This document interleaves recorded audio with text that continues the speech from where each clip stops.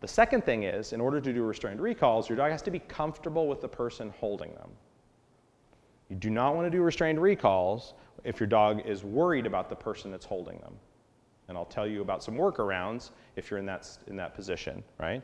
And the reason for this is, if the dog is nervous about the person holding them, by doing restrained recalls, you're teaching them to run away from things that make you nervous. You're teaching them to flight from stress. And so that dog goes like, oh God, this guy's holding me. I get away by running, and that becomes their default. So if your dog's uncomfortable with the person holding them, we have a few different strategies. One is you get them comfortable with the person. You have the person do food work with them and things like that until the dog likes them and likes the person that's assisting and handling the dog.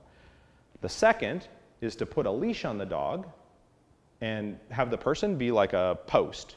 So I put a leash on the dog and clip it on their harness, and I stand here and hold the leash, and the dog's over there, and I just am like a human post, and you get the dog excited, and you call the dog, and I let go of the leash. But I'm not in the dog's personal space. So with certain dogs, I usually do that only with dogs that are big and old enough to be dangerous and that will bite you. With puppies, I usually just get them used to being handled. So if it's a puppy, I just work on handling until they're comfortable with your assistant handling them, right? And then there's one other workaround for times in which you don't have an assistant or your dog isn't ready for the assistant, and it's a game we call food throw recall, which I'll show you in a second. We'll show you how we play this little game with them as well, right? So there's some workarounds.